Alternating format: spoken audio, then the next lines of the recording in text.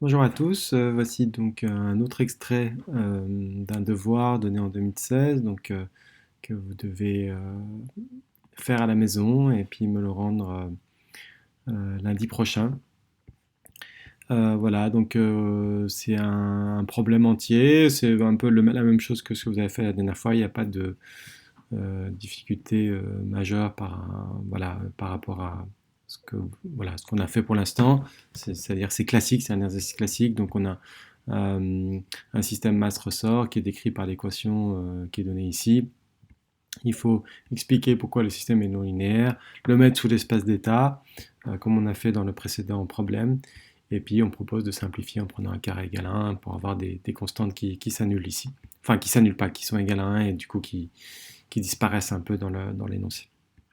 Calculer les points d'équilibre du système, donc pas de difficulté jusque-là. Montrer que le système linéarisé peut s'exprimer sous la forme x égale à x, où A est une matrice à déterminer, calculer les valeurs propres de A, et regarder si on peut conclure à la stabilité du point d'équilibre ou pas.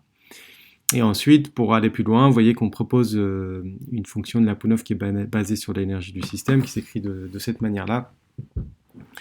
Donc je vous invite ici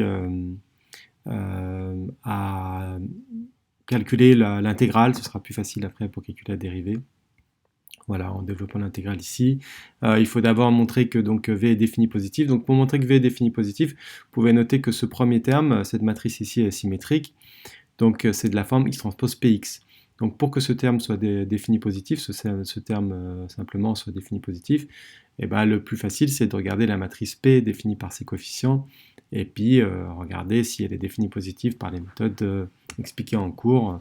Donc soit vous regardez les mineurs de P, soit vous regardez les valeurs propres de P et vous regardez s'ils sont tous à partie réelle positive.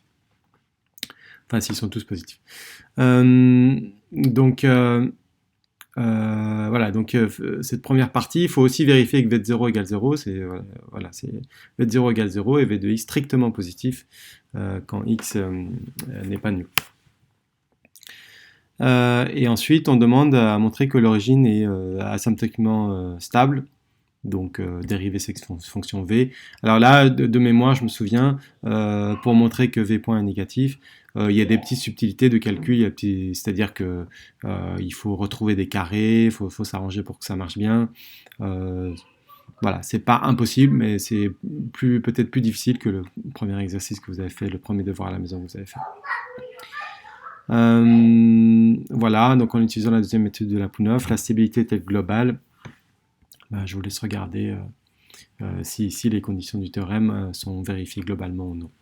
Et si la limite de V tend vers l'infini quand x tend vers l'infini. Voilà, bon courage.